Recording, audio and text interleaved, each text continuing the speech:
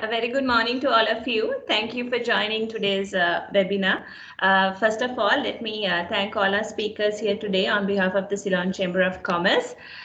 Today's webinar is an awareness training for the business community on the electronic government procurement system. And this is organized by the Ceylon Chamber of Commerce together with the Ministry of Finance. And this is also done in partnership with FITIS and SLASCOM.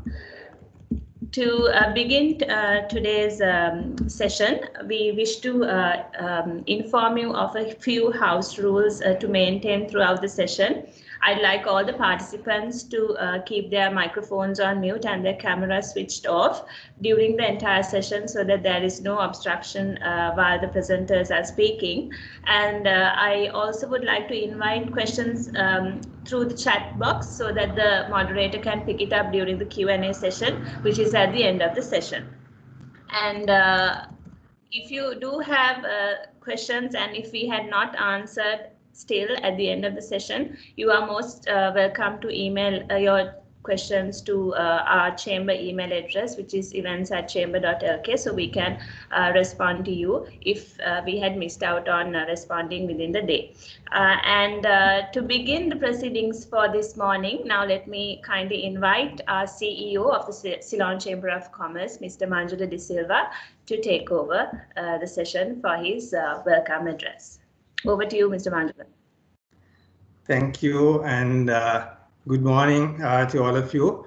Warm welcome to all the participants to this awareness training for the business community on the EGP system, or the Electronic Government Procurement System, introduced by the Ministry of Finance, which has been organized by the Ceylon Chamber of Commerce together with the Ministry of Finance in partnership with FITIS and SLASCOM.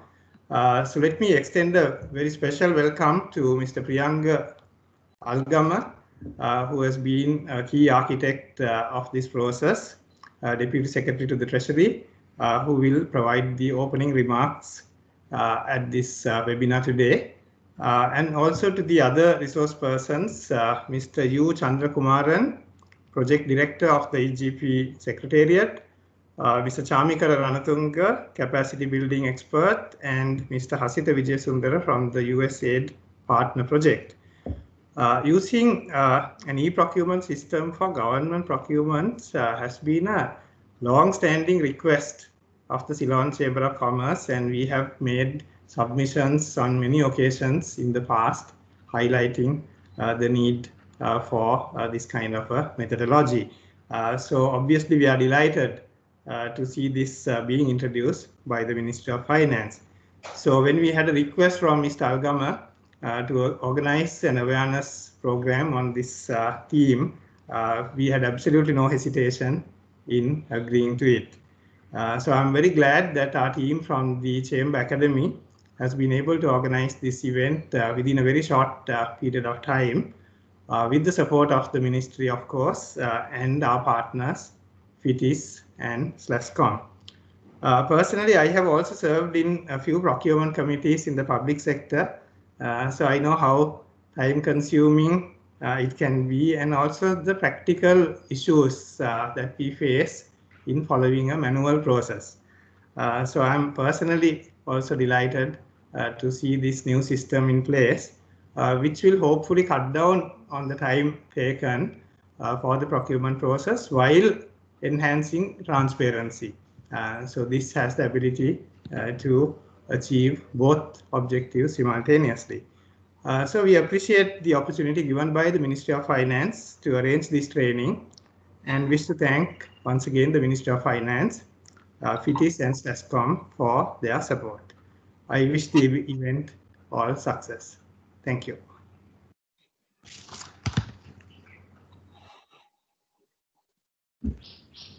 Thank you very much, Mr. De Silva. Let me now invite Mr. P. Algama, Deputy Secretary to the Treasury, for his opening remarks. Once again, good morning to you all.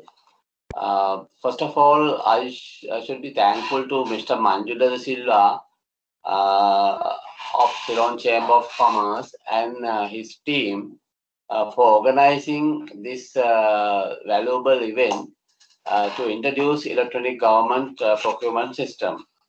At the same time, I welcome the all distinguished participants who participate through their this computer-based discussion. And I think, as Mr. Manjula said, we Minister of Finance, with the collaboration of Teekshana, University of Colombo Computer Division, and we decided to develop a public procurement portal because Minister of Finance officials, they have the knowledge and experience in public procurement, and University Teekshana company, they have the ICT knowledge and experience. And finally, this is a kind of joint program, joint effort. That's how this EGP system is developed in the Ministry of Finance. Even though we call it procurement system, now it is more than procurement. I think public procurement plays a significant role in any country. Public financial management system. Public financial management represent a large portion of procurement related actions and activities. If you look at the other countries in the region, they are far ahead of Sri Lanka in terms of system development for procurement management. And we named our system PROMIS, PROMIS meaning Procurement Management Information System. I think now system has been developed to its full capacity, about 90% of capacity. Only a couple of modules to be completed yet. And even now, our revenue sources are very limited in any country. Like then we have to look at the opportunity, how we can increase the efficient management expenditure system. Now, PROMIS system will help government to save billions of taxpayers' money wasted in the procurement system, I would say.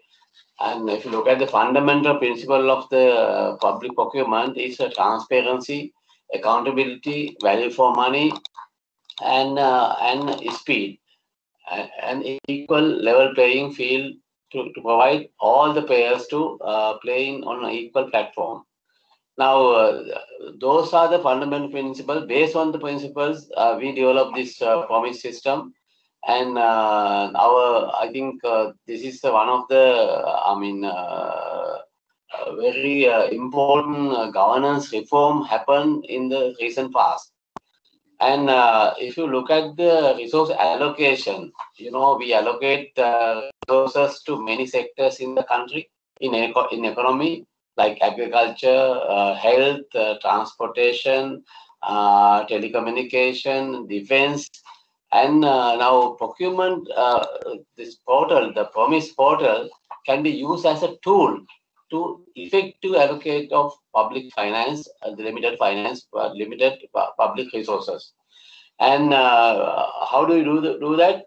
I mean, because every sector spend large chunk of money on procurement of goods, services, construction work, and at the same time mega infrastructure facilities.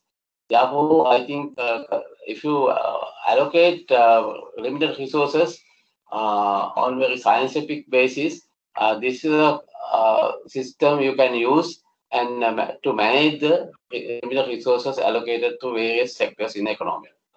And I'm not going to talk lengthy. I kindly invite my team to participate in continue the discussion with you people. Thank you very much, Mr. Agama. Now let me hand over the session to our moderator this morning, Ms. Sahan Srimali Somaratna, Administrative Officer of the EGP Secretariat. Over to you, Sahan. Okay, thank you very much, Ms. Amanda Santivini. Amanda Somaratna, sorry. Good morning to you all. On behalf of the EGP Secretariat of the Ministry of Finance, I warmly welcome all of you for participating in today's awareness session on procurement management system in Sri Lanka. Following the South Asia Region Public Procurement Conference held in Sri Lanka on February 2017 in Colombo, the theme EGP in South Asia, achievements, opportunities and challenges. The Ministry of Finance initiated actions to develop an electronic government procurement system with the approval of the Cabinet of Ministers. Accordingly, EGP system is developed to meet the need of public entities and public sector projects. In compliance with the government procurement guidelines, with the technical assistance of Theekshana, the research and development arm of the University of Colombo School of Computing.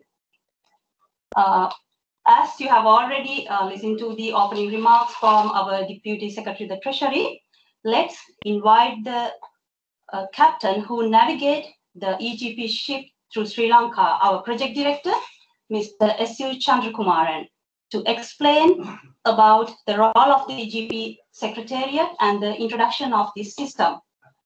Screen is for you, sir. Good morning to you all, especially thanks to Mr. Manjula D. Silva, CEO, Ceylon Chamber of Commerce, who has initiated this webinar today.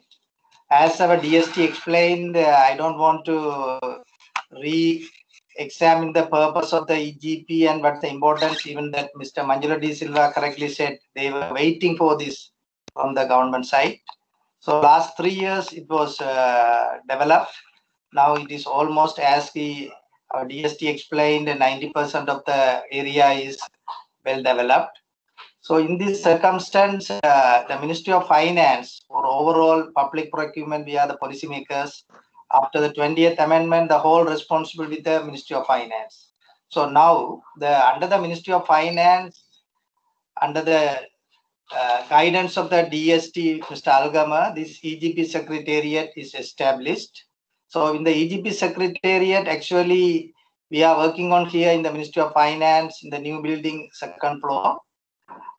This is manned by the project director and procurement specialist. Now she is with us, Ms. Renuga, and one ICT specialist, Mr. Vidyaratna, and one legal officer, and one project accountant, with the procurement officer, ICT officer, and by the administrative officer.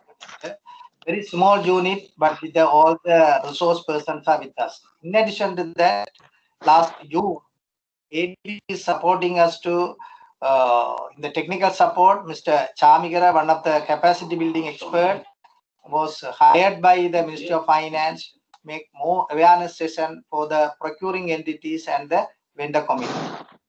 We had a 1 or 2 program for the vendors in the Miloda, but it was not covered all these our vendors. So our DST has initiated this Zoom training for this particular COVID-19. We are unable to have a 1-to-1 meetings. Today, this is a good opportunity because now we had several seminars and workshops in the Zoom and earlier also classroom lectures. Now our procuring entities were well informed, but in the same time there was a request. This government has a different method of procurements. Generally, as you know, the quotation, that is the limited calling quotation, means that now we are calling shopping method. But another popular method, the NCB, National Competitive Method, that is usually we have to advertise in the paper notice. According to the current guideline, minimum 3 papers, that means 3 languages, Sinhala, English and Tamil, this must. Without putting the paper notice, NCB is not recognized. Now we are moving from that e-system, from paperless government. So in 2021, very soon we will be able to issue the circulars, the compulsory application of the without any paper notices. All the calling of bids or bid notice or bid all can be disclosed in the EGP system. So Mr. Chamikara with me to give a today's training session. We are also here with me from the teachers, the software and the procurement specialist engineer Renuka, and any policy matters DS Alsa. We are here to hear from you. Our only one request, please, even before last Monday, we put the paper advertisement in all 3 languages promoting to the vendor registration. So our main appeal, please, this is 100 people may participate here, but in the island-wide, we expect more than 10,000 vendors are there. So I think that Ceylon Chamber of Commerce having a good coverage. So please extend this message. At least 2021 January, we expect most of the public institutions are calling bids from the EGP system. At that time, we need the minimum number anyway, maximum number for competitive benefits. So we kind of request you to take this message to the other friends and other vendors. And we are planning, already we have communicated with the regional chamber of commerce also. We kindly ask your support also to extend this session to the regional level, your vendors, your vendor community. So in future, we will have a more training sessions. Your promise website, all the contact, our land numbers, price expert. You can communicate for a procurement specialist. If there is a ICT matter with ICT specialist, if there is a legal matter or procuring entity registration or vendor registration, we have given all the mobile numbers, including the land numbers. So please ask them to contact us, and we are expecting feedback. While developing any electronic system, we need to get the feedback, proper feedback, then only the success depends. So don't hesitate. Please communicate us either email or either mobile or either land phone. We are very much eager to hear from you. So once again, thank you, Mr. Chamikara, who want to do the program today, and he is helping a lot. Then again, I thank our DST and Mr. Chamikara, Mr. Manjula De Silva. So I will hand it over to the session to Mr. Chamikara. Thank you. Okay, thank you, sir. Thank you very much.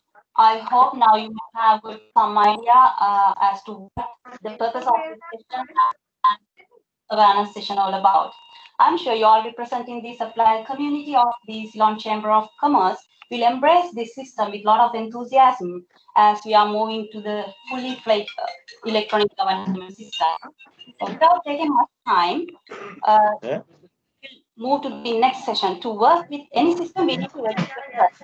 Our capacity development expert, Mr. Chamikara Ranatunga, will take and to show you how to register to the Promise web portal. I cordially invite our training expert, Mr.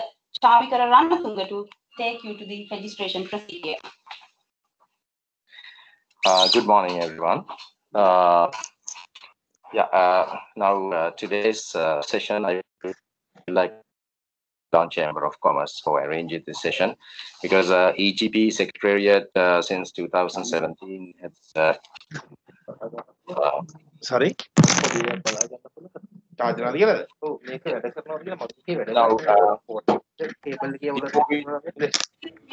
you all please please mute your microphones? We can hear background noise from different users. So therefore, we would like to kindly request to mute your microphones. I'd like to ask the to mute the microphone to speaking while we are talking. Right. So in today's session, I would like to take you through the vendor registration and also how to submit bids for e-procurements and also electronic bid opening. I know that that's the most important parts for the vendors who are actually participating in today's session. So without taking much time, I would like to take you through to the promise.lk, the EGP portal, which has been developed by government of Sri Lanka. So I will share my screen with everyone.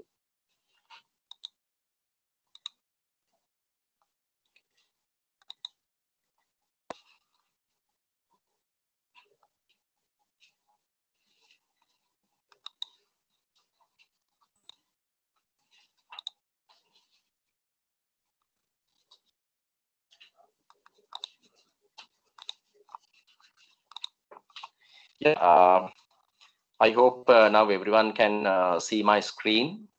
This is the promise.lk homepage. Promise.lk is actually a web portal which has links to other government institutes, and also it has the dashboards for separate users, including vendors, government officers, and also TC members, procurement committee members, bid opening committee members. So this is basically the homepage. Now, by typing promise.lk in the address bar, anyone in the world can log in to promise.lk. And if you go down, you can see hotline number, which is 1925, which might be very useful for the vendors when it comes to registration details, and also when you submit bids through the system. This number might be very important because you can call this number from 8 to 6, 7 days a week, and request any details with regard to this system. And also you can see the contact numbers of our project director, ICT specialist, and also with regard to vendor registration, there's specific number. Actually, 2 numbers are there. And also for the procuring entity registrations, there are separate numbers. So anyone who's willing to use this system can use these 1925 hotline numbers, and provided for feedback, comments, and if you have any issues, if you want to get in touch with us, you can email through this email address. Now, I would like to take you through the important sections of this web portal. You can see, now this is the home page. You can see this CPV codes, which is very much important when it comes to electronic government procurement. Now, around the world in EGP systems, these CPV codes are being used. This is actually called common procurement vocabulary, especially the international bidders using electronic government systems are aware about this coding system. Basically, this was developed in the European Union and used throughout the world in EGP systems. Now you can see in here, there is a sort of categorization of all the goods, works, services. Excuse me, Mr. Tamikara, we are unable to see the screen. If you can reshare your screen, please. Sure.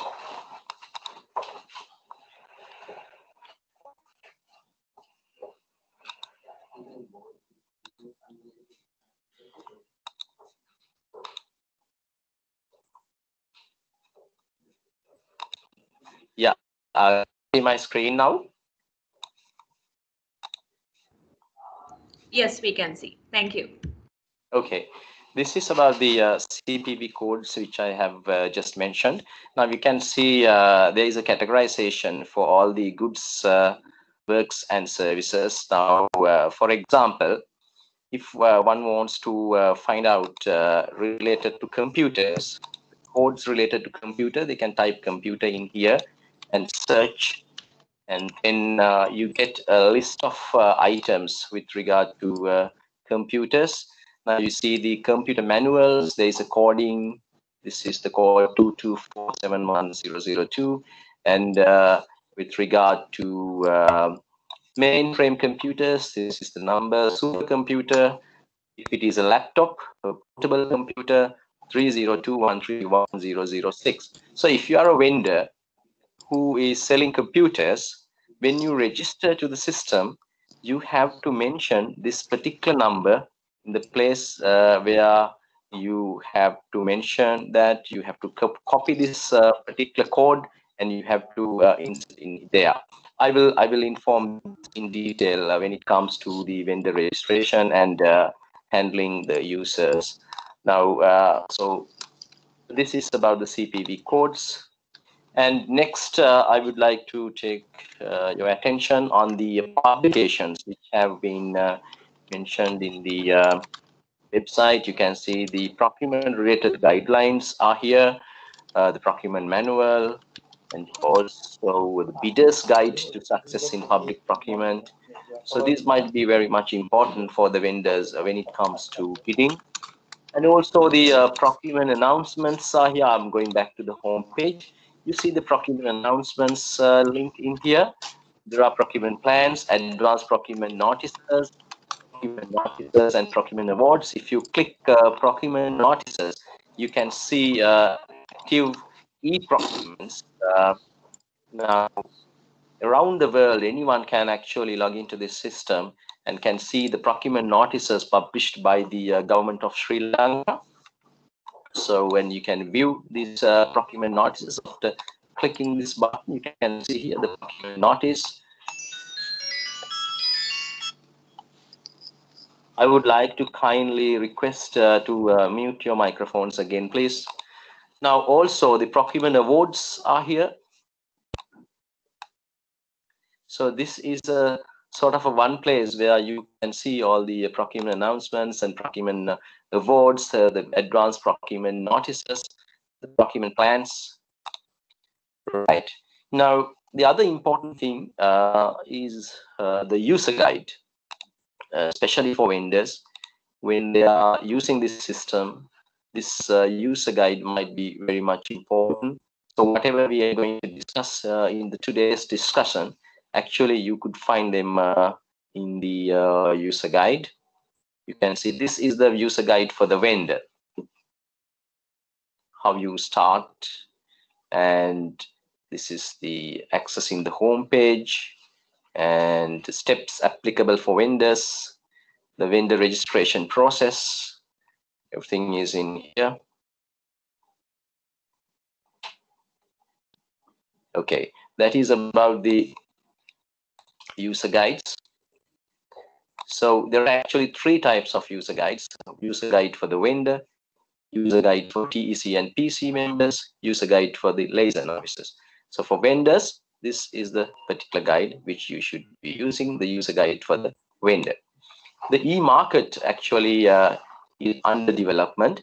So once it is development, such like eBay or Amazon, the vendors are able to publish their goods, works, and services in the system, but without the name of the vendor. So it's a sort of a system the EGP systems use around the world. So that will be there very soon. So those are the functions of the system initially, what you can see without login as a vendor or a procurement entity. And also I would like to take your attention to the registered vendors. Now you can see here there are 1,450 vendors have already registered in the system, but we expect more vendors to register. And you can see the list of all the vendors who have registered in this system. So it's there, and you can see these codes. That means the goods and services they have registered for. And if I go back to the home page, also you can see what are the procuring entities which have been registered in the system. You can see the registered procuring entities. So far 135 procuring entities have registered in the system. That means government entities who are using e-procurements. So so in the time to come, all the government entities, including the ministries, departments, provincial councils. Hold on. Excuse me, Mr. Chamikura, the screen is not clear for them, it seems. Okay. but from our end, hold on, let us check.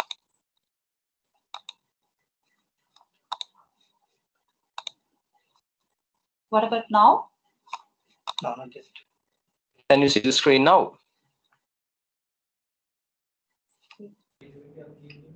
Yeah, can you see my screen now? We can see the screen structure, but the text is very blurry. Ah, yes, the text is I actually think the resolution is low. right. Okay, thank you. Okay, now I would like to take you through the registration process, especially for the vendors. If they are willing to use the EGP system, they have to register as vendors. So the registration is very simple. Actually, it takes about 5 to 10 minutes maximum. So what you have to do as a vendor, just log into promise.lk, this web portal, just type promise.lk in the web address bar, and then go to this registration link, and there you see the two types of registrations, vendor and procuring entity. What you need to click here is the vendor, and then you see the form comes in, the vendor registration form. This is a very simple form. You just have to fill this in. The first thing you have to do is to type your business registration number, business registration authority. It can be company registrar, foreign, local government body. Now, I would, I mean, it's very simple. So then you have to enter the business registration number and these details. So I would like you to practice this in today's session, as it takes only 5-10 minutes. So, I mean, for you to do that, I would like to take you through to our test training site. Now, this is actually the live system. This is what the vendors and the procuring entities are using at the moment. So in addition to this, we have a separate training website, training site. So I'm going to take you to the training site. You can type, you can actually write down the address, web address, the URL of the training site. It's promise.lk/test. Promise.lk/test. This is the training site. You don't have to type this V33. You just have to type promise.lk/test. So the vendors, I mean, if you are in here, so you better open another tab in your web browser. But please make sure you use the web browsers in addition to, apart from Internet Explorer, because the system actually works best with Google Chrome, Safari, or not with Internet Explorer. So therefore, kindly use any other browser apart from Internet Explorer. So I mean, if you can work with me right now, this process would be much easier. And when it comes to the actual registration in the live site, it would be easy if you can use the training site right now and work with me and to complete the registration process as a test vendor, as a training vendor. This won't affect the live operations in the promise.lk system, because this is the training site. So the very first thing you need to do is to type promise.lk/test. I think you can see my screen. I can also write it down in a spreadsheet. This is the web address, promise.lk/test.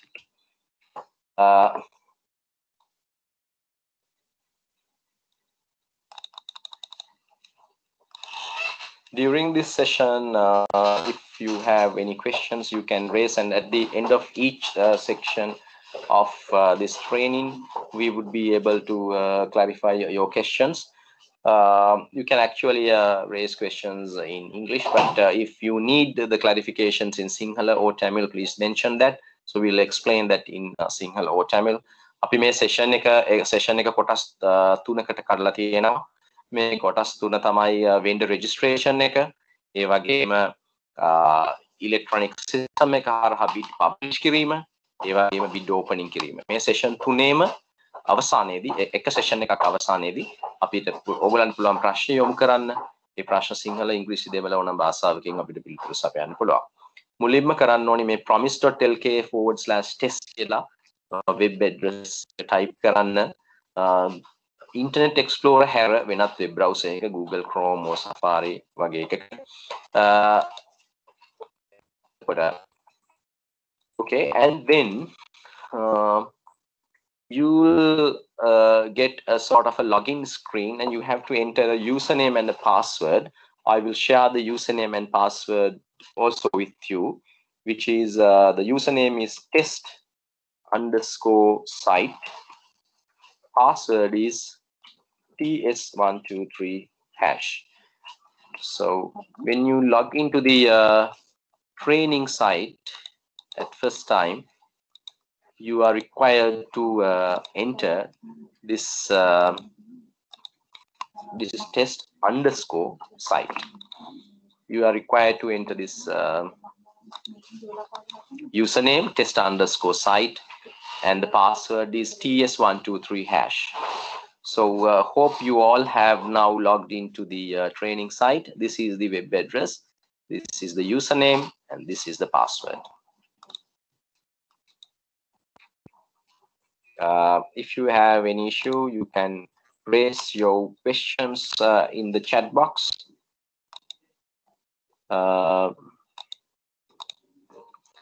Right. So when you log into the system, this is what you see, the test site version 3.3, and you can now register here as a vendor. But this is not the registration for the live site. This is actually you to have sort of a practice in this particular site. Whatever the actions you do in this particular training site will not affect the main operations. So therefore, don't worry, you can just register. So I also going to register in here now. Vendor, you select vendor. Business registration authority, you first, I'll select it as company registrar, and then country is Sri Lanka, and the business registration number, I will just use a random number. Type of organization, it's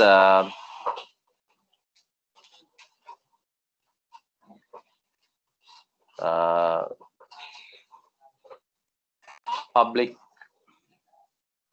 liability company.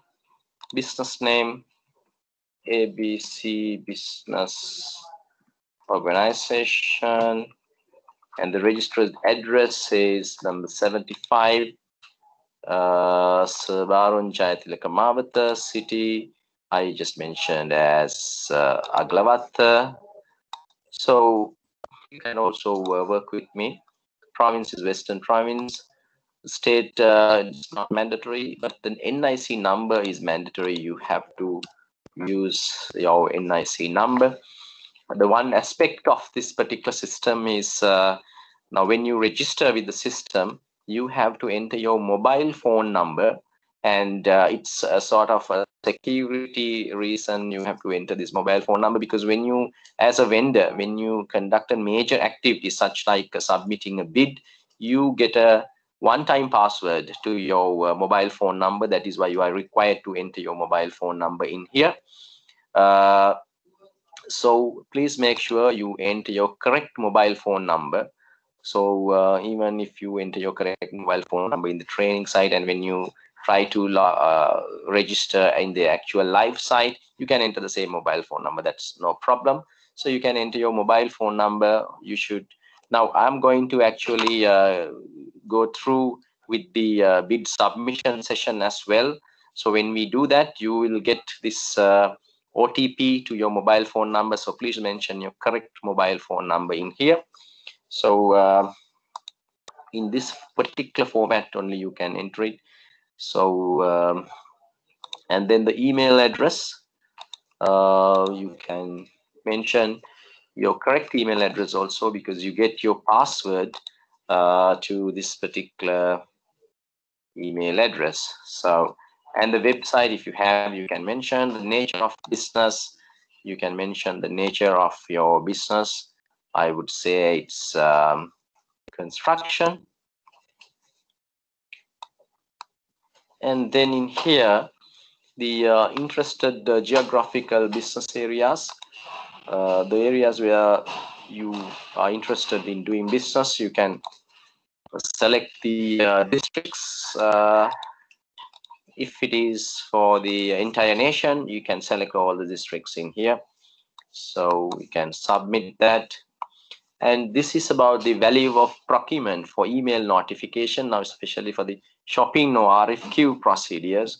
When you select this the value, then if you are in that particular range only, you will get the email notification. So if you wish to get all the I mean, no matter what the value is, you want to get all the notifications, what you can do, you can say above 0, then you will get all the notifications if the particular organization select you. Otherwise, you can say up to 10 million. Now, please note that it's in Sri Lankan rupees millions. So you see here in Sri Lankan rupees millions. So if you say up to 10 million, you will get the notices only up to 10 million. If not, you can say above 0, you'll get all the notifications. And then you can add the documentations if you want to add them in here. That might be your business registration document or any other document such like CEDA registration or accreditation documents as a vendor. You can add them in here. But later also, after you register also, there is a possibility of adding that in. So if you don't have the copy of the business registration at the time you register, don't worry. You can add it later. But for actually the business registration document, we require you to add in advance, because when we approve, when EGP Secretariat approve you as a vendor, they will check your business registration. So please, when you register, you have to attach the business registration document in here. You upload the other documents such like CEDA registration document. You can add them after you register to the system. So after entering all these details, you can agree to the terms. You can read the terms in here if you click this link, and then also you have to tick this box to say that you are not a robot, and then you can register. So up to this point, I mean, it's very simple and straightforward. So I think it's clear to you, but if anything is unclear, you can raise questions in the chat box. Now, the vendors, when they register to the system, it's a sort of a registration for all the public entities in Sri Lanka. All the e-procurements published by these entities, you can access them. You can upload bids for these all these government entities. And in the future, most probably next year, in step-by-step approach, these procurement procedures will get mandatory, and therefore it is better to register as soon as possible with the government electronic procurement system. Now, so I click this register button here. I have to actually upload my business registration document. So that is my right. And I'm going to choose the file from here. Actually choose. So what you have to do, you have to scan your business registration document, and you have to make it as a PDF, and then only you will be able to upload it. So now I'm going to click the register button in here.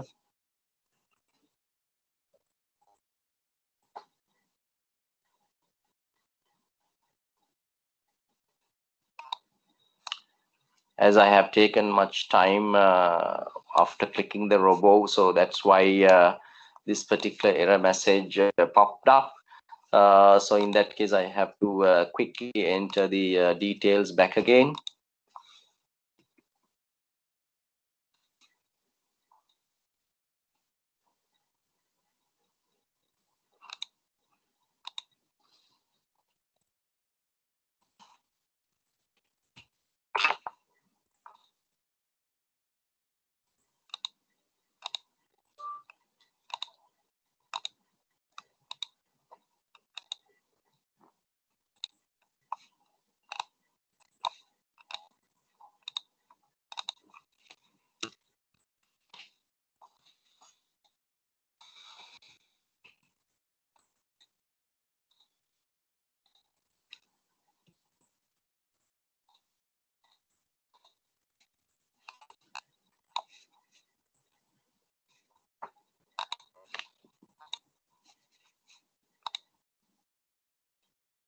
I hope you are working with me and you also entering these details with me.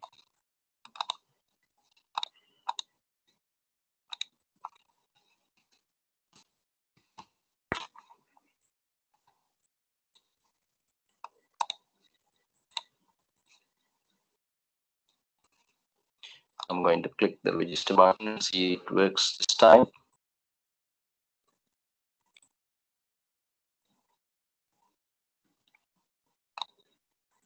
Yeah, I have successfully entered the initial details of my organization. Now the next thing is the payment part. You have to pay 5,000 rupees annually to keep your registration with the system. Initially, it's 5,000 rupees. That is for an entire year. That's not from January 1st to the 31st. It's like if you register to the system, suppose November 15th. So the next year until November 14th, your registration is valid. So it's 12 calendar months. So you have to pay 5,000 rupees using your credit or debit card. So now in here, I'm going to share a sort of sample credit or debit card details, which is, you can select this 5473. I hope you can see this. So 5473, this one, you can actually use, this is a sort of sample test case, and you can enter this credit card number to register with the system.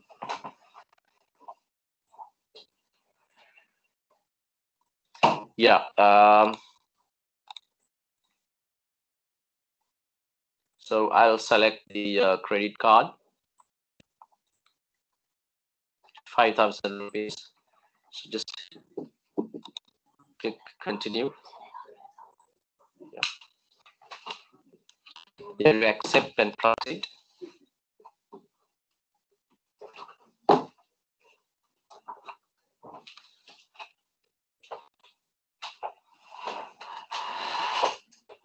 And you have to enter the card number, which I've given you now.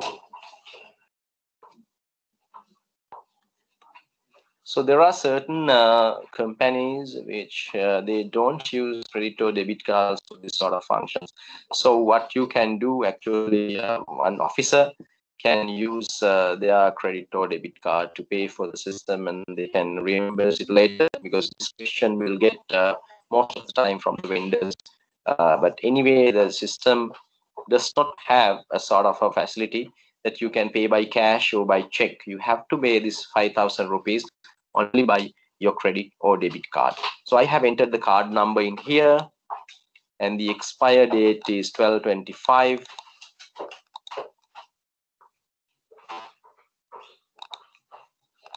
So that's month 12/25. Card holder name, actually you can mention your name, and security code is 000.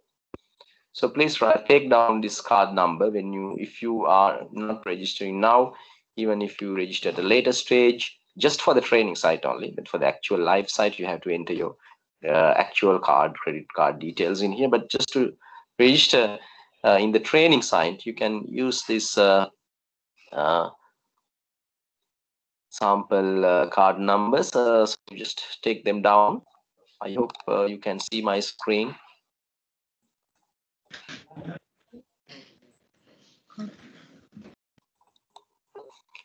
So the CV is 000.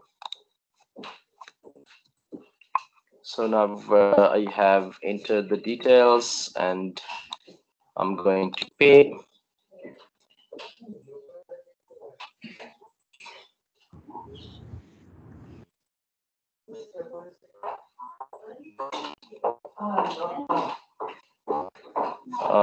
Now, when it comes to this screen, don't worry about this entering these details. You can just click submit.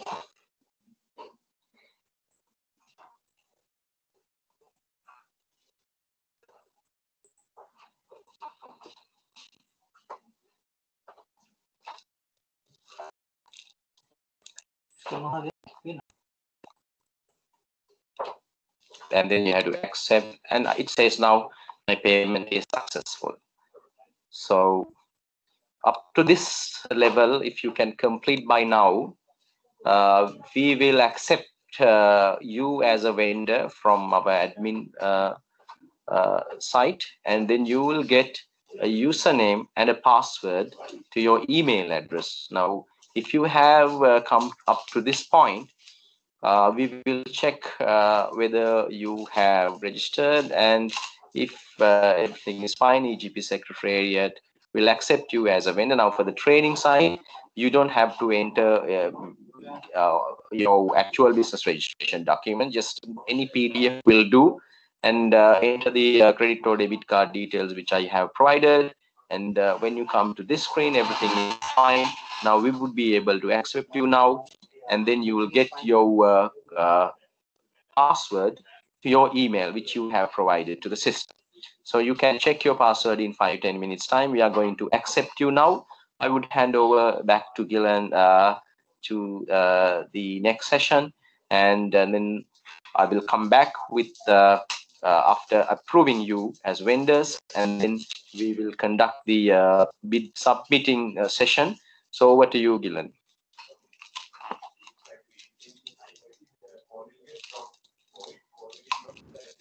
Thank you, Mr. Chamikara, for that introduction. Now let me invite Mr. Hasita Vijayasundara. He is from USAID, Objective 2 Trade and Investment Lead USAID Partner Project. He will be speaking to you about the Plan EGP Capacity Development Program for regional vendors. Over to you, Hasita. Thank you. Thank you very much. Good morning to you all, distinguished delegates, including the Deputy Secretary to the Treasury, Mr. Algama, Mr. Chandrakumaran, the Project Director of EGP Secretariat, Mr. Manjula, the Secretary General of Ceylon Chamber of Commerce, as well as all the distinguished delegates. So thank you very much first for inviting me and inviting USAID partner project. So I'm Hasita Vijayasundara. I'm basically leading the Objective 2, which is of trade and investment, where the project is it's called Partner. It basically stands for Partnership for Accelerating Results in Trade and National Expenditure and Revenue, which is a project which is funded by the USAID. So it's quite a pleasure and privilege to see this opportunity. So first of all, let me congratulate the Ministry of Finance, Mr. Algama, for the great and dedicated effort to make this whole initiative successful, and then EGP Secretariat for doing a great job. Where what our activities also would like to complement what you are now trying to do. Just to give you a small background, I don't want to intend. I'm not intend to talk too long. But as we said, and as Mr. Algama and Mr. Chandrakumaran also said, now with the existing system before this, we had this basically three issues. Now, number one is that the access to information was limited, and then the registering for the government procurement, this whole landscape, there's a huge transaction cost we have seen, and as well as we could see the whole initiative is very much anti-competitive. So because of that, now this particular system being introduced, which is according to Mr. Algama, which is supposed to be more transparent and more accountable, and as well as to make this whole as a very inclusive program where we can enroll most of the vendors. So from USAID partner project, what we are trying to do with collaboration of Ceylon Chamber of Commerce is to run awareness and the capacity development program, something related to this, but a little bit more in detail and in depth, and of course using the local languages, Sinhala and Tamil, for the regional vendors. So what we are now, we are in the process of negotiating with the officials of Ceylon Chamber of Commerce, where we want to have sort of a 2-day capacity building program for the regions. And what we are planning is, of course, around 25, we have 25 districts, but among that, at least, of course, if we exclude Colombo for the time being, we have 24 districts. So what we are going to do is, with the support of Ceylon Chamber and with the support of the regional chambers in each district, so it could be district chamber or maybe any district association, we are trying to select the people or the SMEs, maybe women-led or maybe small level, the vendors and the suppliers who would like to enroll to the system, and then we want to build their capacity. So hopefully, if everything would happen smoothly with the support of Ceylon Chamber and with the blessings of the EGP Secretariat also, we would be able to launch this program from January next year, where what we want to do is to select through the network of regional chambers, the regional chambers to select these vendors, the regional vendors, and then with a comprehensive 2-day training program to build, train them how to register and train them of this important, and of course with local language that to make them also aware of the system. So by doing this, the final aim that what we are trying to do is to really complement what the government of Sri Lanka, Minister of Finance, EGP Secretariat, and what you all do into to roll out this program, create more awareness within the regions. And for each program, we expect somewhere around up to 30 to 40 participants from each district. So by doing this, next year, we would be very optimistic that we might be able to have sort of a regional or the island-wide coverage of vendors registered into this portal. So that is what we are going to do. So thank you very much again for the opportunity. Just want to flag this and feature this good initiative. So so please contact Ceylon Chamber, because Ceylon Chamber of Commerce would be the executing or the implementing agency on behalf of us for this activity, and we really like to work alongside with the EGP Secretariat and the Minister of Finance and Mr. Algama to make this happen. And then let's try to be very complementary with this activity to what we are going to do physically or maybe online, depending on the situation, the health guidelines or regulations with the region. So that is a particular project to be start from next year. And if any comment or any suggestion for any improvement, we are very much welcome to receive. So please direct such concerns, the comment, and your value addition through Ceylon Chamber of Commerce to us. So thank you very much again, and congratulate again for everybody, and looking forward for very fruitful collaboration and very inclusive activity in future. Thank you.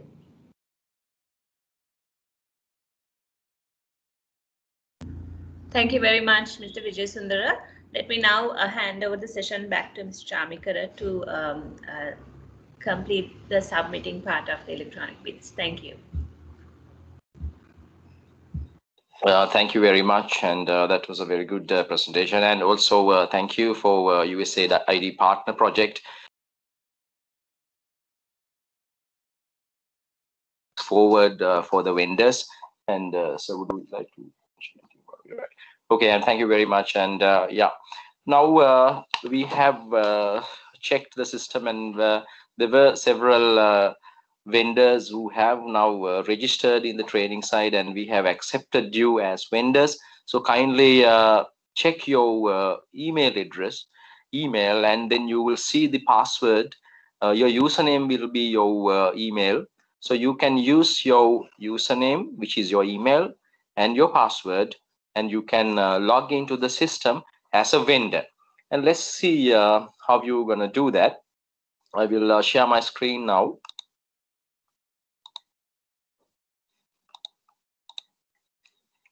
Now, first of all, you have to go to promise.lk/test. Don't go to the live site. This is the training site. Just promise.lk/test. And then go to login. Type your email address in here and your password in here. You have to check your email.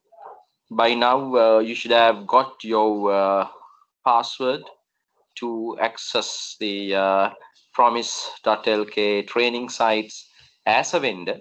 So to visit the vendor profile. So now I'm going to enter my username and the password as a vendor for the training site.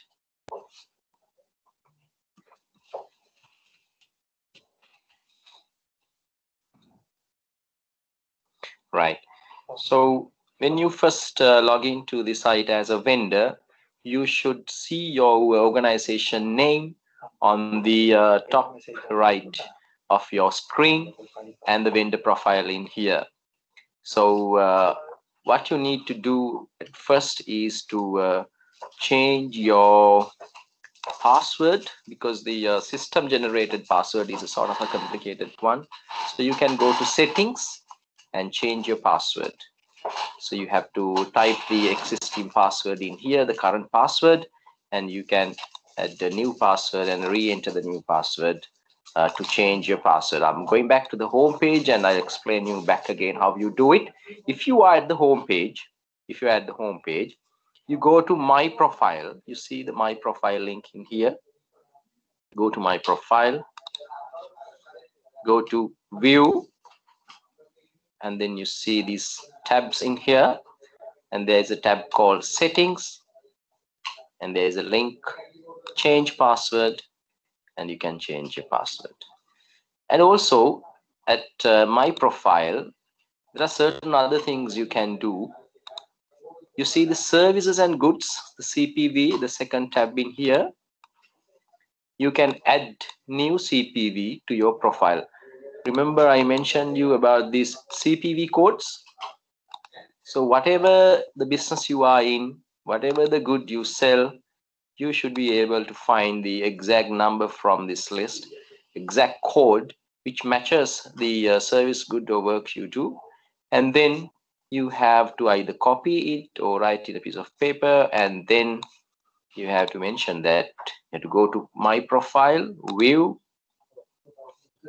and then you see the services and goods, add new CPV to your profile, and you can select it from here.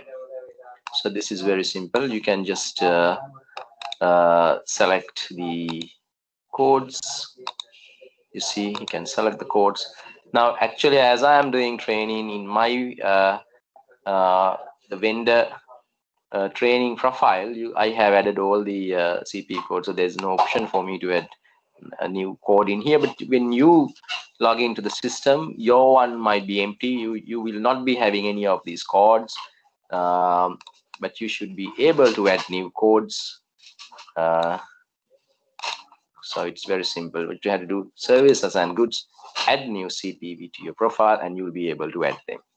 Also, the certificates and documents, you can add sort of registration documents, VAT registration, in MRA region, such like the documents related to you as a vendor.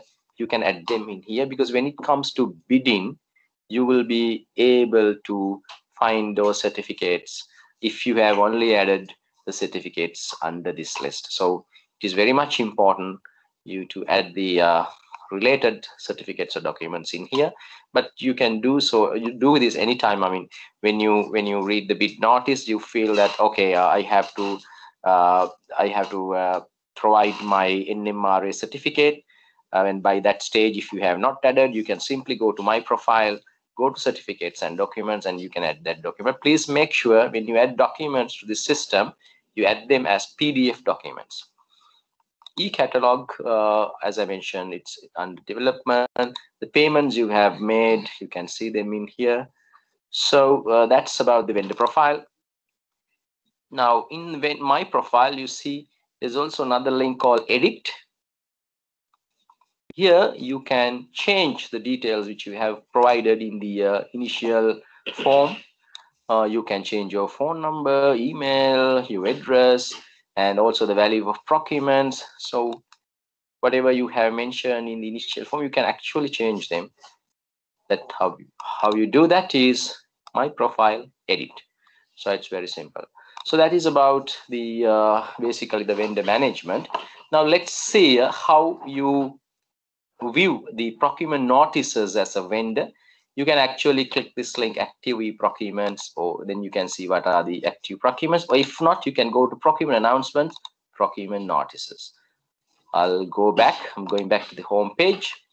If you want to, as a vendor, if you want to see the new e-procurements, what you can do, go to procurement announcements, procurement notices. Then you will see list of procurement notices in here. You can actually search.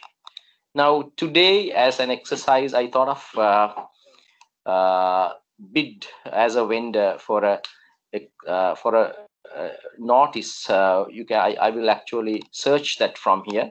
This is about the video conferencing systems. So suppose I am a vendor who is selling video conferencing systems. So I just search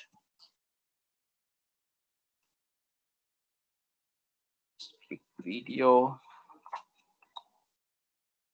Then I see there is a notice published by the Department of Agriculture, procurement of video conferencing systems, and the bid is closing at 11:30 today at 11:30. So this basically is for the training purpose. I mean, within 30 minutes, I don't think that you can actually submit a bid, but we will do it today for your understanding. Now, what I do first, I just check, I view this. I just want to see whether this matches my requirements.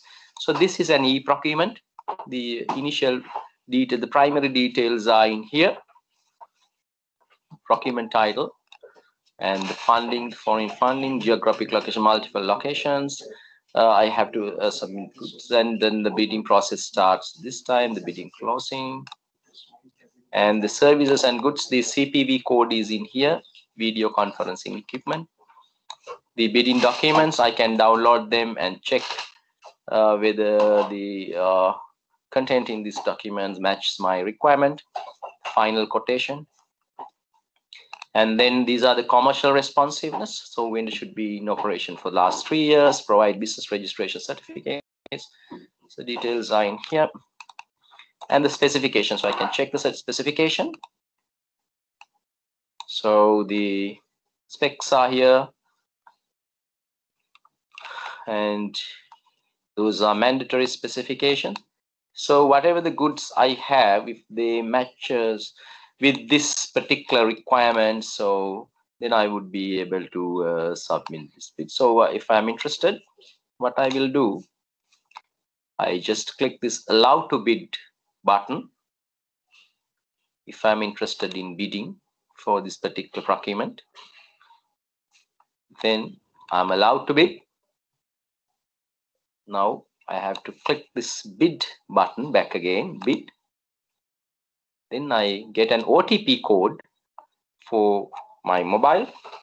So I have to enter that OTP code. So if you are working with me, you should have also got your code to your mobile. Just check that out.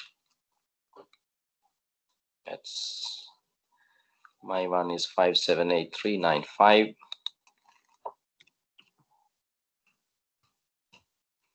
I submit that. And now I have 20 minutes for the bid closing. So by this time, I have to complete the bidding process. The I can expand this and see the primary details back again. You can see the documents. So the first thing I need to do is to complete the commercial requirements. Vendor should be in operation for last 3 years. So I have to say if I am in operation for last 3 years, compiled. Business registration certificate needs to be provided, complied. 3 years audited accounts of the company, complied. Process tax registration in Sri Lanka, complied. Attach a document of experience as supplying at least one contract in the last 3 years where minimum 10 units have been provided, complied. Vendor should attach supply authorization, complied. Now, if I am not complied to any of these requirements under commercial requirements, I get filtered out from the system. I will not be able to submit bids. So this basically makes the job easier of the procuring entities because only the suitable vendors will get through. Now, so I have completed the commercial requirement parts. Now in here you see there are these are the main steps which I have to complete during this process. The first is uploading and saving commercial requirements that I have already done. Then I have to upload and save certificates, upload and save the specification, upload and quotation bid document, and also final quotation and bid submission. So I will go through each of these function processes step by step. The first thing I did was I mentioned to the system whether I comply or not comply to the commercial requirements. So I'm going to save it now. Then I have to go to the next level, which is submission of my certifications. So according to the bid document, now I had the option of downloading the bid document. You saw the link earlier, and I need to check whether I require to submit certificates. Now in the commercial requirements also mentioned that I have to attach a document about my experience, and also I have to attach the supply authorization. So what I should do is I have to go to my profile, and as I explained you earlier, I have to upload all these documents to the system that under certificates. So after I have done that, only I would be able to submit certificates to the system from here. Now here, to take this drop down list, I have to select the documents related to this particular procurement, and I have to save it. So if the particular certificate is not there in this drop down list, what should I do? I should go back to my profile here, go to certificates, and upload that document. Once I upload that only, I would see that in this drop down list. I hope it's clear to you. Certificate submission part, after I have completed that, I'm going to the next one, which is about the specification, video conference equipments. So now I can see the specs in here. If the goods I have matches with this specification, I have to click the compliance button in here. So it's HD video 10 Zoom, works with popular meeting, Zoom, MS Teams, Skype, etc. And the crystal up to 20 standard expansion, 55 or large LED TV, video conferencing solution for rooms that seat 14 people. You see all these requirements are mandatory. So for mandatory requirements, if I don't click this link, I would get filtered out. So I will not get selected. But there are certain specs which are not mandatory. Then for those, I can mention what I offer, and I can make a comment. But even for mandatory ones, I can mention comments. So I will take all this.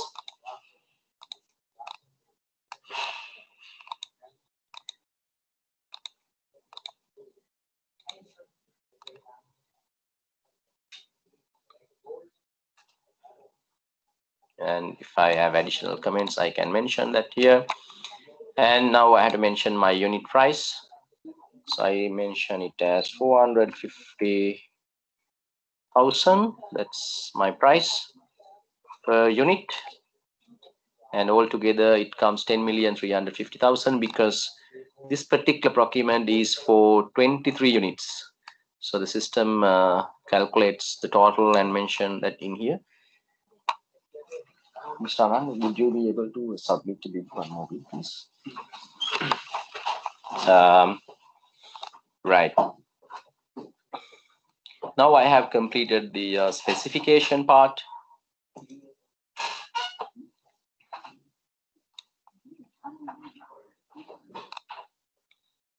I have to click save. Then my financial responsiveness is total price 10,350,000. Bid security is actually the bid security has been requested, so it's 207,000. So when you're using the EGP system, if the bid security is required, what you have to do, you have to download the bid document, go to your bank and get the bid security, and then you have to scan it and get a PDF copy and attach it in under the certificates. When you upload the certificates, you have to upload the bid security as well.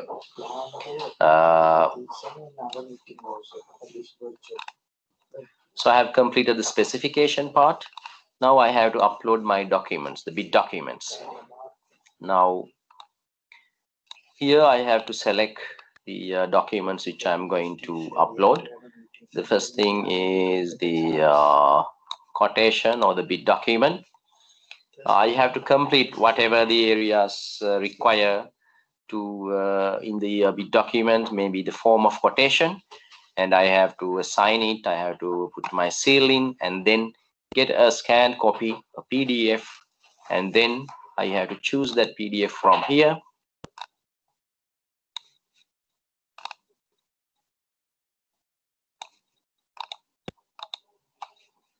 And I have to upload it.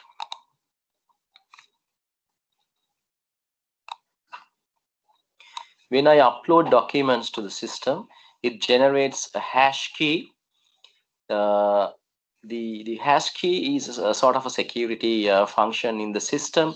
The document matches this particular hash key, and if there's any change done during the process, even if a letter is changed to the bid document, this hash key gets changed. So the vendors, when they upload documents to the system, your security is 100% assured, because you can copy this hash key in, and after bid opening you can check whether the document which you have provided is exactly the same document, because there are so many hash key generation softwares in the internet.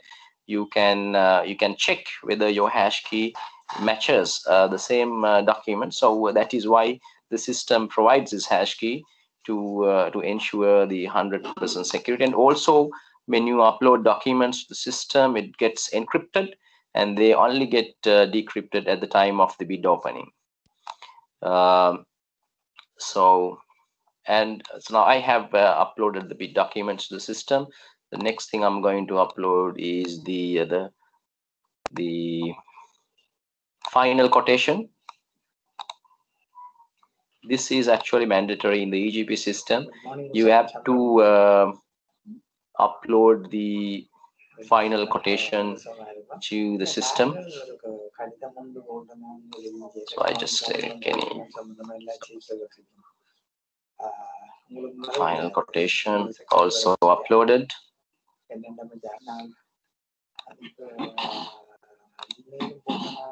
So if you require to upload any other document, you can bid bond. Yeah, bid bond also you can upload. Yeah.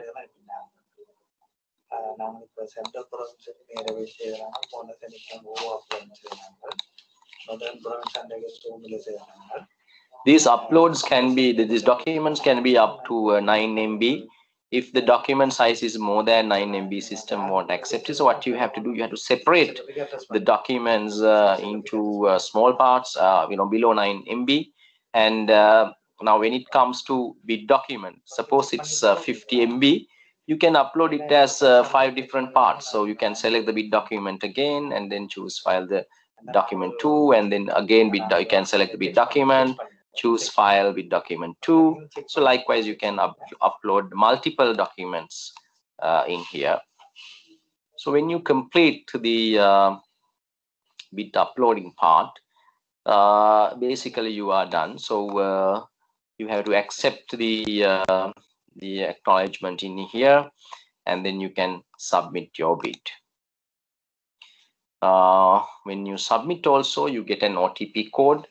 The reason is, even though we have completed this process within 20 minutes, the actual practice, it might take 2 to 3 days. So even though you have entered OTP code at the beginning, at the bid submission also, you will get another OTP code. This is to ensure the bid submission is done by you, because you cannot claim as a vendor that it was not done by you, because the OTP codes come to your mobile. So that's another security function of the system. So my code is 830965. Now it's done. I have successfully submitted my bid. Submission is successful. So after I have submitted my bid, I cannot do any sort of editing. The only option is I can withdraw my bid if I really want to, and I can resubmit another bid. Now, suppose during the process, the liaison officer or the procuring entity change the tender, or suppose they add an addendum or certain other change, you will get an email notification that it has been done if you have already submitted your bid. Then if you're willing to withdraw, you can withdraw from here, and you can resubmit your bid. So as a vendor, I have now successfully entered my bid to the system. So now it's 11:22. The bid opening time is at 11:30. So we have another 8 minutes time. If you are also submitting bids with me, you can do so. You have another 8 minutes time. So what we'll do within this 8 minutes time, we'll go through the questions if you have raised any. So let me check my chat box and see whether there were questions raised by you.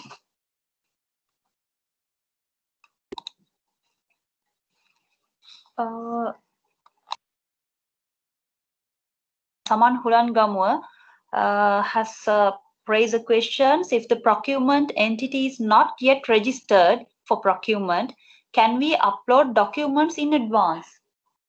So what does that mean? If the procurement entity has not registered, that means now suppose you are a registered bidder of the health ministry, and the health ministry is not yet registered in the EGP portal, you will not see any sort of procurement notices from them. But we have actually ongoing campaign with the government institutions, and hopefully within next year, almost all the entities will register in the system. So don't worry about it. And if your organization, if you are a vendor and you have registered with the procuring entity, and if they have not using EGP system, you can actually inform it to us, because we have Ministry of Finance have issued a circular and had informed all the government entities to register in this EGP system. So it's mandatory for them. So they have to do it. So if you see that there are institutes who are still not registered in this system, you can always send us an email to the take action on that. I think Mr. Saman Hulangamu has already attended for the training session, like we held under the Ministry of Health. Yeah. Okay. Then next question, Mr. Nilant has raised, what is the document types which can see all vendors of specific tender under Section 4? What is the document type? What is the document type which can see all vendors of specific tender under section 4? I think we need sort of clarification on this question because it's not clear. Can you please, so if you can elaborate more this question, so it's easy for us to give you an answer.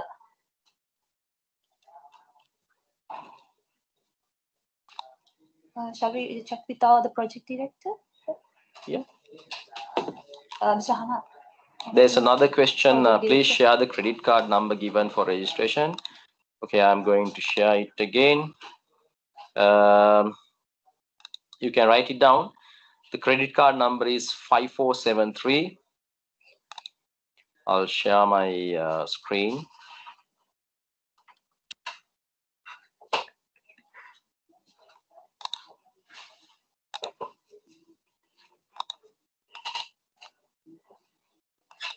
Okay, this is the credit card number 5473 5001 600 That's the credit card number. I think some participants has already shared with the required details with them. Yeah.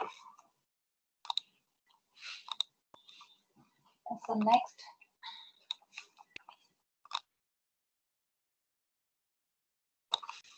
What's the name? Mr. Niranjan. Okay, nothing visible. I think that's 11 o'clock. What is the document type?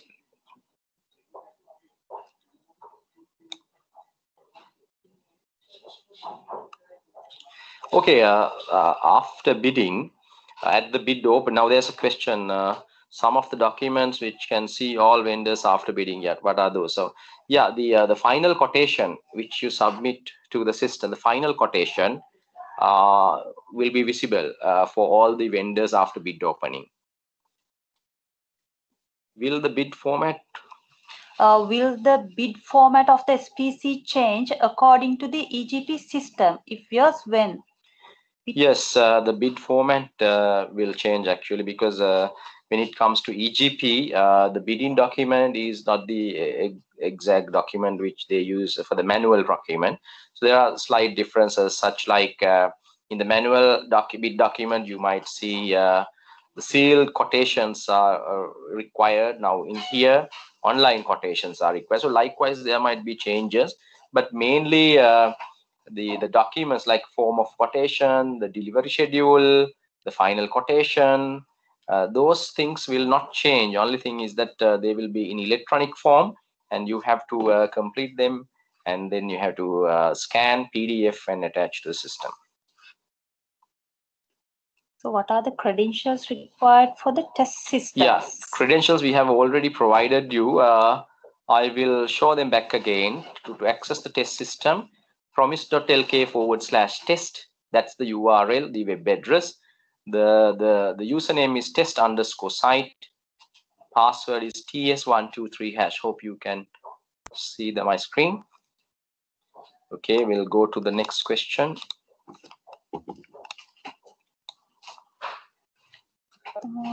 Right. Oh, yes. So Mr. Dhananjay Dharmaratna has raised the questions, but some of our documents should not share with the other bidders. Yeah, that's true. Your documents will not be shared with other document apart from the final quotation. In the final quotation, you only mention the price. So don't worry. So your other details will not be seen by other vendors, only the price. Yes, can we restrict it viewing by others? Yes. You cannot restrict the price though, because it's mandatory at the bid opening. Everyone should see each other's pricing. In addition to that, other things, whatever the details you mention in the bid document will not be seen by other vendors. Only now you might have seen that I have uploaded two types of documents. This is one was bid document that will not be seen by other vendors, but any you will see what the vendors could see. Yeah, I think that's the end of the questions. So far we have received a... Yeah.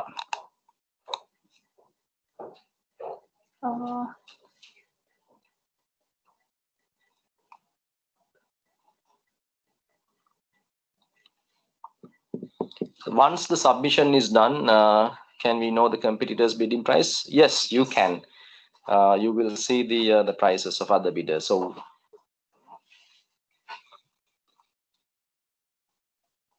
another question says, but recent tenders we have seen other bidders documents. I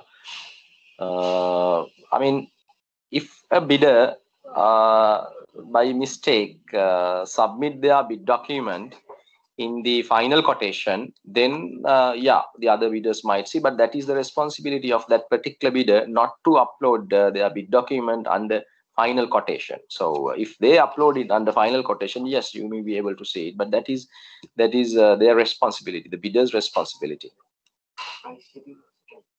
Yeah, and also in addition to the final quotation, the price schedule can also be seen by other bidders. There's another question, how many times we can withdraw and submit our bid for one tender notice? Any blocking? No, there's no such blocking. You can withdraw anytime. You can withdraw any number. So yeah, so I think that's the 11:30. That's 11:31. Now we'll go back to the system, and now I'm going to log out as the vendor, and I'm going to log in as the bid opening committee member.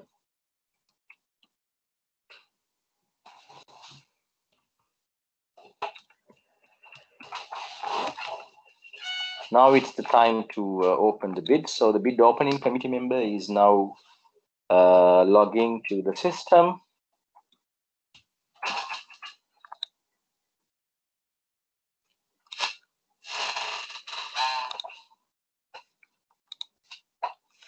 Now there are 4 bidders for this particular tender. Now the bid opening committee member has to tick in here whether they have received samples. So bid opening committee member accepts all these bids and say that he has received samples. So just click submit.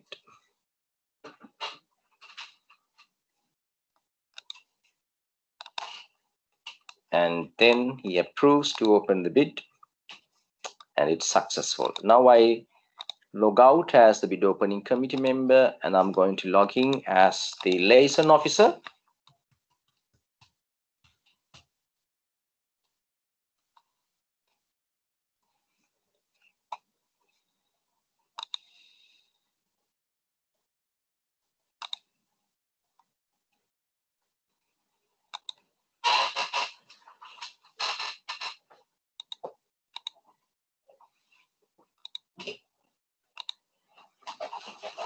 And now I'm going to open this bid. It says open bid. Now the liaison officer is going to open this bid. Submit. Now this bid has been opened.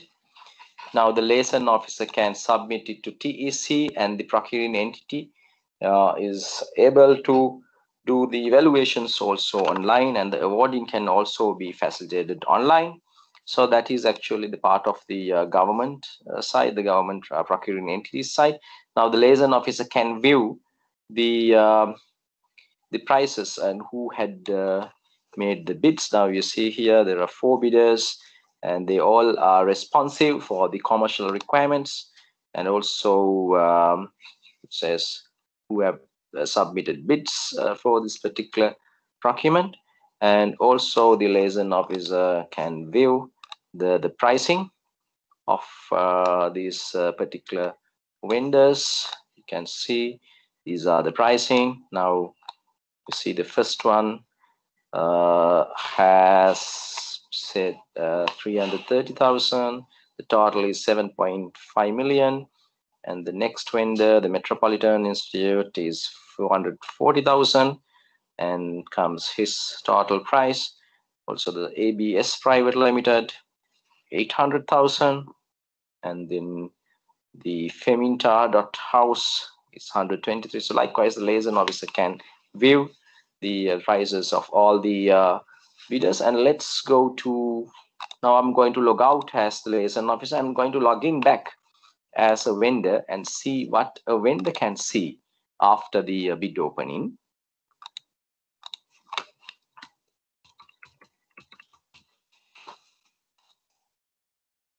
Now I have logged into the system as a vendor.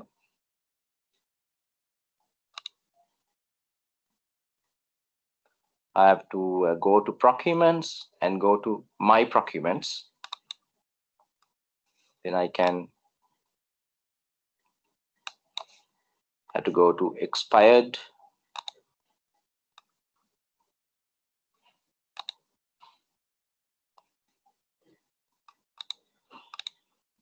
Procurements. I have to go to Expired Procurements because this procurement now the bid has been opened, so that is why it's under Expired Procurements. So to view the particular procurement which I have just completed bidding and which the bid opening has just been completed. So what I did was I logged into the system as a vendor, and then I click this procurements link and My Procurements, and now I have found where the procurement of video conference systems is, and then I'm going to view it. The status says bid submitted and bid opened. So this is the primary details. The documents are there, bidding documents, commercial responsiveness, specifications are there. Then I can see the bid submitted vendors, all the bidders who have submitted bids for this particular procurement. As a vendor, I can see. මට vendor කෙනෙක් විදිහට බලන්න පුළුවන්. අනිත් bidders ලා කවුද? ඒ වගේම ඒගොල්ලන් bid කරපු price එක මොකක්ද කියලා බලන්න පුළුවන්. Documents විදිහට මට බලන්න පුළුවන් වෙන්නේ final quotation එක පමණයි මේ අවස්ථාවේදී. සමහර procurements වල price schedule එක ඉල්ලලා තියෙන අවස්ථාවල price schedule එකත් මට බලන්න පුළුවන්. Now, as a vendor, I have logged into the system. Now I can see who are the other bidders who have submitted bids for this particular procurement, and I can see the price, the value they have entered, and also I can check the final quotation of those bidders. The final quotation does not include details such like catalogs and the related specs of the systems. It's just mentioned the pricing, the structure, the breakdown of the pricing. The final quotation would you would find, and also you can download it and you can check it further. So basically that's the area we wanted to cover during today's session. So I have completed the registration for the vendor, and we have shared the credentials to log into the test site, and also we shared the credit card details to just to play with the training site and to get sort of an experience in the training site. So you can actually register as vendors, and then also we have submitted bids for an active training sort of a procurement, and then we conducted the bid openings as well. Let me check the questions raised by you. Sahana, would you please? Yeah. Okay. We have done all these things, but reason. Specific questions? Go up. Yes. Yeah. How shall we submit the original bid bond? Yeah. Now with the EGP system, at present, what you have to do is to download your bid document and then take it to the bank and get your bid bond, and then scan it, PDF it, and submit it to the system. But we are actually working on the banks and Lanka Clear, a sort of a facility for vendors to submit bid bonds online. So I think the project director will explain it further. How shall we submit the original bid bond? At this initial stage, we are providing the facilities to upload the original bids, which is the card copy received by the bidder, and we can verify as the manual system. But in future, we are working on to Langa Clear to bank confirmation, bank and the procuring entity confirmation. But however, at this moment, you can upload the bids and we will verify as in the manual system now. Is it okay? Yes. No, no. Okay. So what will be the procedure of submit samples? It is before opening or after? Like to submit the bid bond, it's before the tender or after? Yeah, that sample also, when it has to be physically, should be handed over to the procuring entity. So it will be a hybrid system. Certain things cannot be accessed through the system. So sample handing over also, we have to have a chance to hand it over the sample directly to the procuring entity. But they can show in their bidding documents when they are submitting the electronic system, the sample system, that one of the requirement by the procuring entity, they have to specifically mention their requirement, how to handle the sample handing over and the testing. That will be specifically has to be mentioned by the procuring entity. Okay. So then the next question is, can we bid for partly? Pardon? It means, can we bid for partly? I think Please such. Elaborate more. Yeah, it's better if they can elaborate more. The question is not fully addressed the issue. Yeah, partly it seems like partly. Partly, Can yes. bid for partly? Not No. for the fully procurement notice. Like I don't know. Partly when the I didn't understand what the meaning of partly you are expecting, but according to the procuring entity notice. So actually, the Ministry of Finance providing opportunity for the procuring entity and the suppliers or contractors. So using this web portal, the procuring entity has to identify their needs. Then they can publish in their all the requirement in the bid notice. So based on that bid notice, suppliers or contractors, they have to follow the instruction given by them. Okay. Do you have more questions? So if you have any, you can raise through chat box. How long? Okay. The next question: how long we can take to upload documents or submit bid? Actually, there's no such a limitation of time. That is based on your capacity of the document. That in future, no need to submit all the paper document as required in the manual system. So we will modify the submission of document, or we have to provide some link. For example, FIDIT document, if you are accepting, we can give that's a web portal contact details. So end of time of manual system, no? Yeah, then will be the end of manual system. That will be happen. Now at present, based on the size of the document, maybe, but it won't take much time.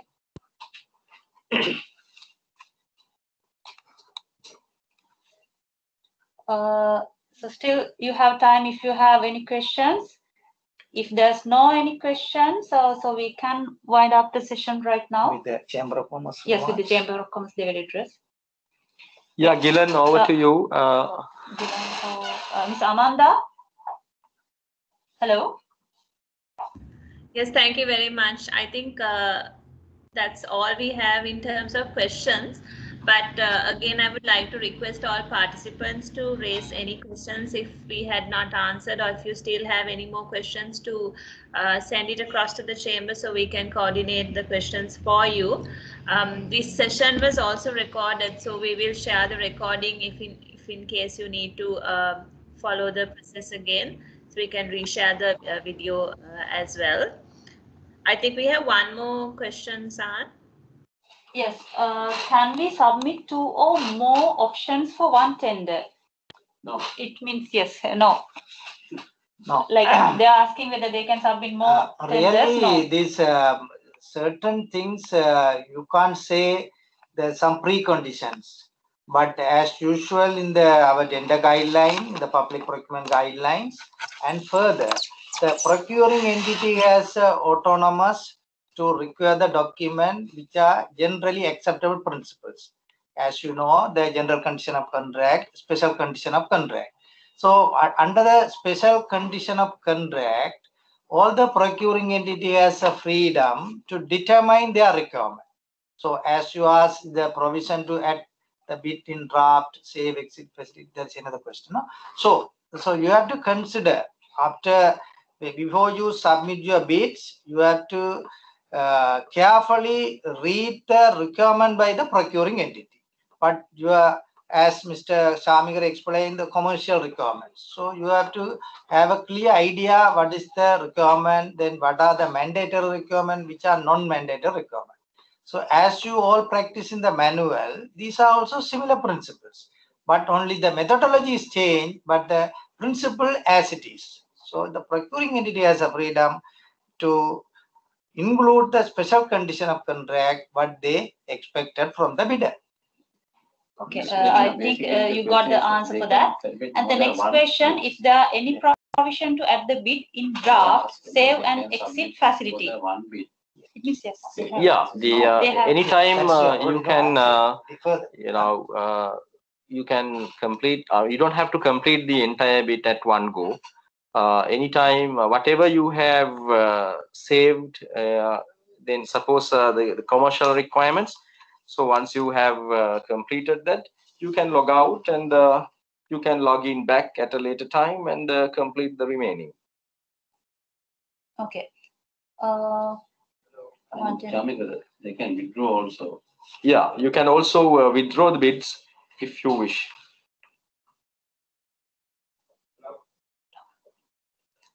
Okay. Can we quote on behalf of a foreign agency? The public contractor. Yes. The DST, Deputy Secretary of the Treasury, will answer for that.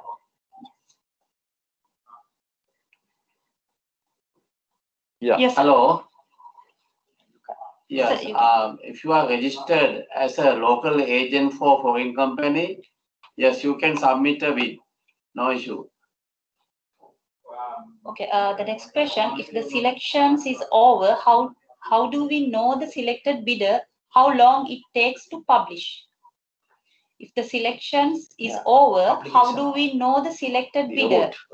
How long it takes to publish?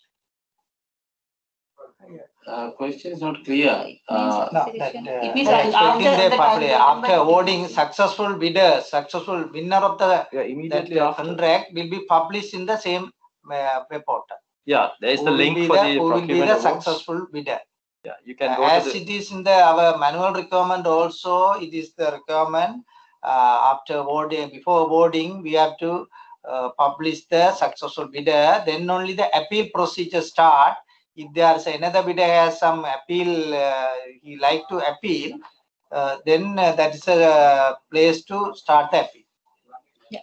Procurement specialist, do you have more? Right. Okay. Then we'll go to the next question. Can we bid for? Oh no, it's go down really. Can we bid for partly? That is meaning of not for the total items. That is the meaning. It means it is in the package. Depends on the requirement, as I explained. So, for example, if they quoted 10 items in one quotation or shopping, but if you can supply 5 items, another 5 items, if you are not supplied, that is depend on the requirement by the procuring entity in their requirement. Sometimes they may expect the full package, or sometimes they may accept the which is the lowest one. Out of 10 items, they may evaluate each item separately. So there are 2-3 company may be able to get the bids, get the successful prices. So that is depends on the requirement, as earlier explained. This is the procuring entity requirement. They have to publish whether part of the bid will be accepted or the full package.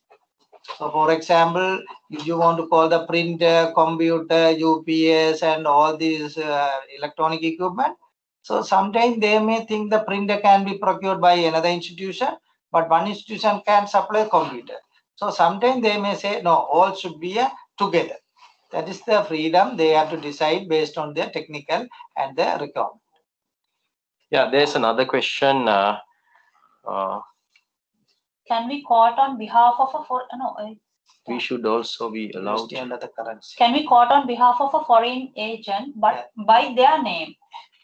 That's why I have explained. It's already explained it, right? No, if they are registered as a local agent, yes, your local agent can submit bids on behalf of the foreign company.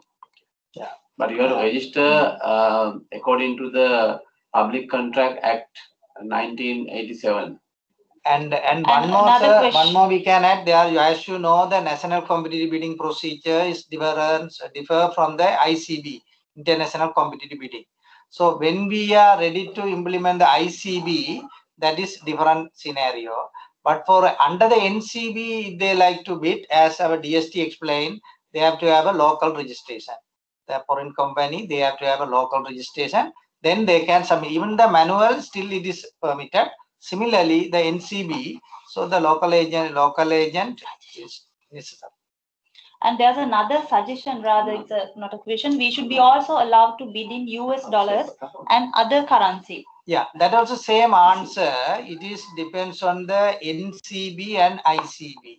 In the NCB, always we are not permitting to quote the US dollars. That is a local things. But the ICB, it is based on the ICB requirement of condition of contract. That is, they can say which currency that has to be quoted. So US dollar or some euro. That is depends on the procuring entities ICB notice. Yes. Thank you very much for your questions. Hope you would get the proper answers for whatever the questions you have raised. So we'll give we'll transfer the control to Ms. Amanda Seniviratne. Amanda, the screen is for you right now. Thank you very much. Thank you, ladies and gentlemen, for joining in for today's discussion. And on behalf of the Ceylon Chamber, I wish to thank the Ministry for holding this training session on the business community on the electronic government procurement system. It was a very useful session. And like I mentioned earlier, we have recorded the session, so we will definitely share it with all the participants. And if you still have any questions, you are free to send in the questions via the email address we have given. It's events@chamber.lk. And we wish to also thank our partners for the program today, FITIS and SLASCOM. Thank you very much again. And Amanda, sorry. Yes, sorry for the interruption, Amanda. There's one more question, so I think we may have to address for that. Yes. So yes, Mr. Sanjeev is asking from when is this system will be officially enforced? Right. It's already officially. I mean, we have issued circulars, and if any agency like to float tenders using our portal, I think they can do that. There's no legal barrier for that. But we are planning to make the system mandatory starting 2021. Now already, so it's one. Yeah, already there are more than 35 government organizations. They are floating tenders to the portal. I can add some more. In the morning session when we started, we said we need more vendors first to be registered. You know, in the government system already annually there's a registered suppliers information are calling through the paper notice. So each institution wise or ministry wise, all the vendors or suppliers or contractors, they have to register with the institution wise. For example, if the health ministry is calling the suppliers registration, then education ministry also calling separate supplier registration. So one institution may sometime 40-50 places the registration is necessary.